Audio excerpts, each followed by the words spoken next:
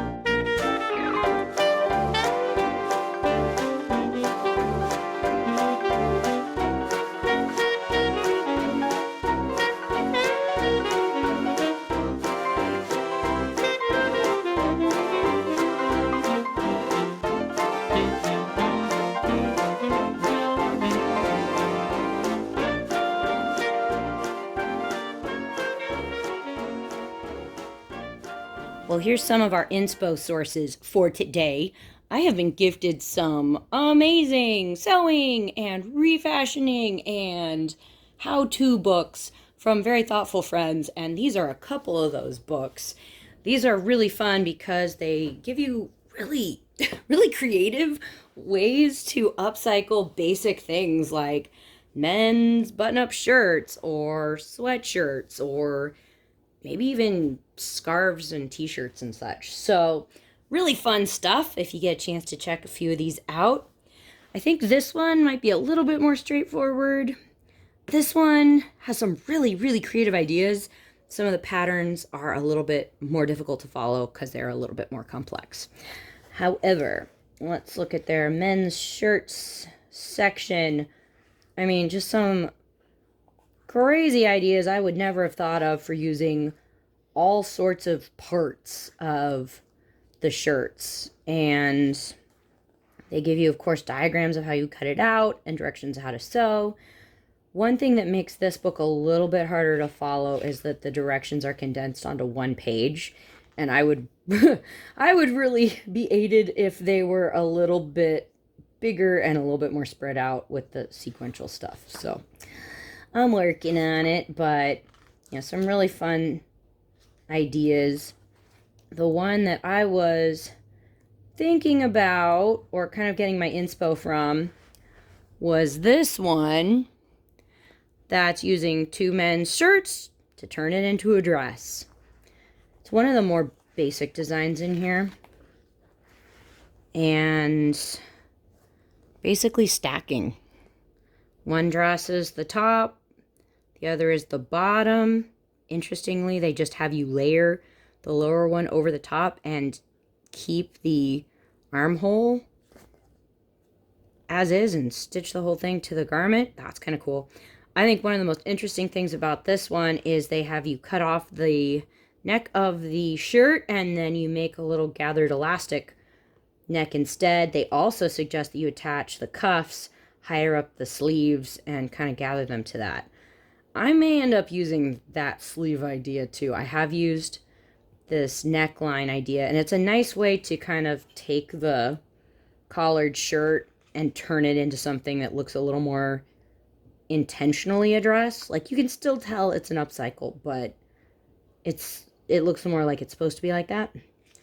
I do like that idea. I may, however, be going for a little bit more basic with this guy. Let's see. Also, some more really fun ideas. I like this skirt idea. I thought about doing that, but I really love the plaids that they used here and like the colors and patterns that really seem to match. So I'm looking for two shirts that work for me for that idea. But I think I may end up going for this. This is really similar to the first dress in the other book. However, they leave the collared neckline as is, and it's kind of fun. They use the sleeves of one shirt and repurpose it to attach below. Kind of hard to see in this picture, but they also take the back yoke off of the bottom shirt and then sew it, kind of applique it onto the yoke of the other shirt. So that's kind of a fun way to bring the pattern up to the top. I don't know if I'm going to do that. We'll see. I'm kind of in the mood for straightforward project today. That ever happened to you? You're like, I want to make something, but can we just do it efficiently, please? That's not always the case with me, but that's where I'm at today. So yeah, I do appreciate how this book kind of spreads out the directions, so it's a little bit easier to follow what's going on. Let's see.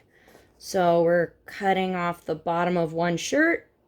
Gonna need to measure where I want that to be. I think I kind of want that to hit kind of closest to my waistline because I'll want the sleeves to kind of be able to tie kind of at waist level.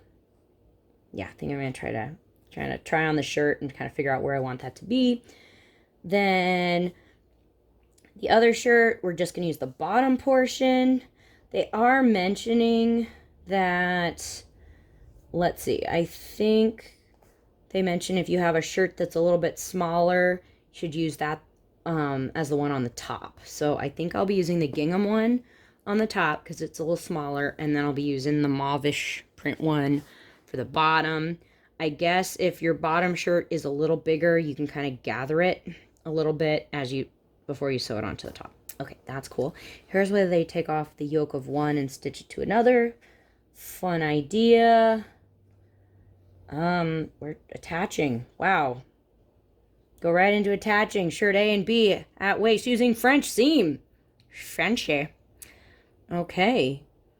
And then you use the sleeve that you've cut off and stitch it on, first going one way, and then fold it back on itself, stitch it going the other way to cover up all the raw edges. Is that it? That may be it. Yep, that's it. And then we're on to that skirt that I do want to try. I'll get there, though. This one looks a little bit more complicated than you would think. But anyway, I will get back to that guy. Let me know in the comments if you think I should try that one soon. But I think this is where we're at. I'm going to iron those shirts, and then I'm going to just try them on really briefly to make sure I'm cutting the top shirt correctly, and then I'll cut the bottom shirt. I'll probably skip this for the moment. Pin them together. French seam at the waist, and then we got to sew a tie on. That sounds straightforward. Is it going to turn out to be straightforward? We'll find out. Quick close-up of the cutting directions. I'm noticing that when I cut off the shirt that's going to be the top, in that diagram on the left, they tell me I need to cut the back with a slight curve. That's interesting. And then when I'm cutting off the shirt that's going to be the skirt, I will need to cut kind of right under the arms. Okay, let's get to doing that.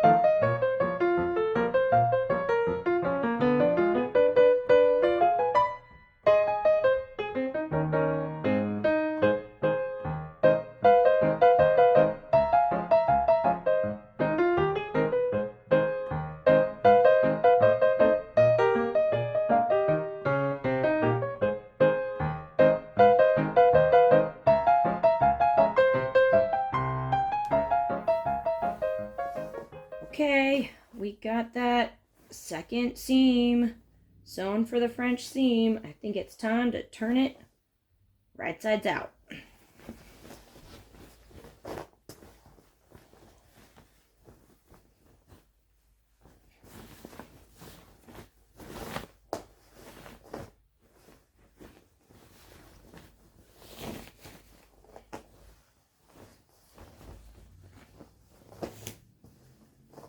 Hey, all right. Need to do a little ironing here, but I think that'll be pretty good. Hey, this is fun. All right. Great. Well, so I'll do a little ironing with this guy. I do need to add the sleeves, the sleeve ties. Now, the directions tell you to narrow those sleeves because they're really wide. They have you narrow them by folding the sides inward. I kind of ended up trying to I kind of pleated them a little bit. I don't know if it's going to lay nicely or what, but I just tried it, and then I tried to make each one kind of match. I did stitch them closed. I'll do a little trimming here just because I want that to stay in place. And then I will need to pin them to the side seams. I think they have you pin them to the seam with the sleeve going the wrong way. You pin it and then you stitch it, and then you fold it going the other way and stitch it. And so the sleeve's then going the correct way, and also you've got all your raw edges theoretically hidden underneath. Okay, I'm going to try this on, double check exactly where I want these guys. Do I want them centered on the waistband? Do I want them higher, lower, whatever? Then I'll pin them on, and I will probably sew them on by hand. We'll see. We'll see. Got to press this, trim this, try it on, and get going.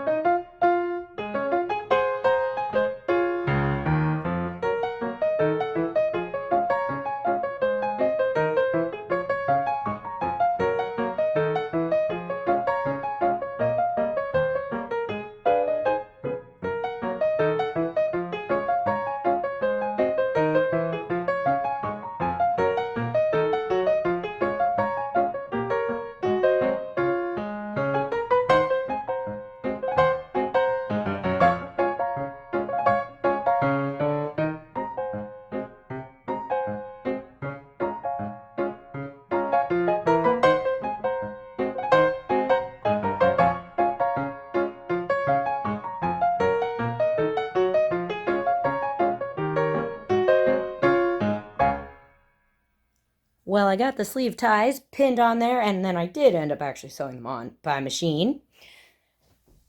Just a little note with my sleeve pleating method, maybe it would be better to fold the edges in as they did in the pattern instead of my pleating thing, because I definitely have some edges that can kind of peek out.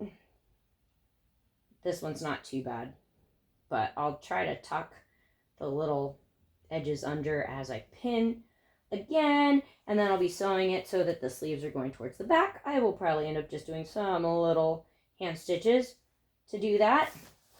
And of course, I've been using my ruler here to give me a nice hard surface to pin against. There we go. Okay, gonna tuck the little extra edge inside because I don't want that peeking out, and do a little pinning. I gotta say, I am really enjoying how basic this version of this idea is. There are so many ways you could, change this up and make it maybe more unique or just more elaborate. But after trying this on, I was really enjoying the fact that it still has a lot of characteristics of the shirts. Like it still has the collar, it's still a boxy fit, it still has the cuffs, it's still kind of a classic look, even though it's now very much, upcycled. So, hey, note to self, maybe basic is okay once in a while. I don't always have to complicate things for it to be fun. I don't know. It's a good thought.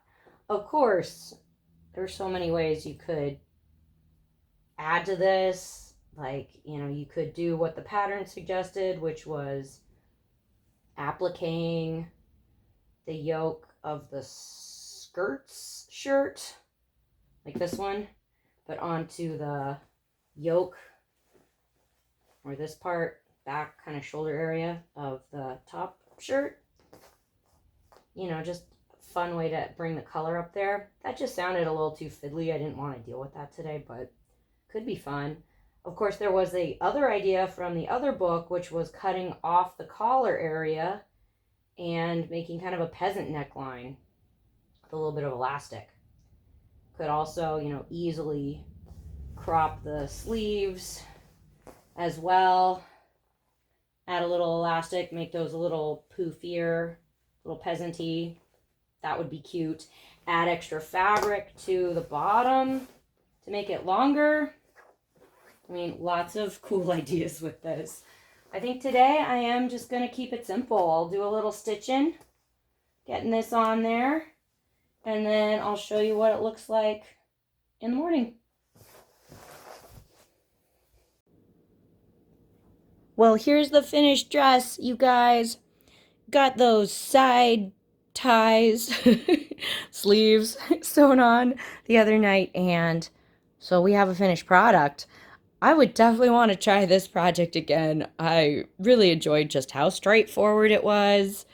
Of course, the directions in the book were really great. Definitely recommend both of those books if you're looking for a little upcycle inspo. I love just reading through those periodically to get some new ideas. Sometimes you find some pieces like these two shirts and you're like, okay, I got the ingredients. What recipe should I use? And it's always fun to check those out. So definitely a big shout out to all the friends who've been sending me sewing books lately. I'm enjoying reading those, just periodically diving in, learning stuff from them and getting inspo. Also, thanks to the authors out there who are creating this stuff for us. Pretty awesome. Let's keep that creativity going. I definitely want to try this again. I think maybe in future I might try making it a little more complicated. Maybe try like a shorter sleeve version. Maybe try making one that's a little longer. This one is definitely, more of a baby doll length. It's definitely on the short side. If I wanted it to be longer, I don't know. I was thinking through a couple options. I could try to find a shirt that was maybe an extra large or maybe a 2XL or a tall that would give me a little extra length. Another thought was instead of using the sleeves to make ties, maybe use some of that fabric to add a ruffle. Or purchase a contrasting fabric and make a belt, maybe that would tie all the way around like a sash, and then use that fabric to add a ruffle onto the bottom. So, few extra ways to add to the length for maybe the next time I try this. Definitely more ideas in the books. So I love it. Well, you guys, if you get behind turning some old stuff like this into new stuff, give this video a big thumbs up, will ya? And consider subscribing for more fun projects from Partners in Craft.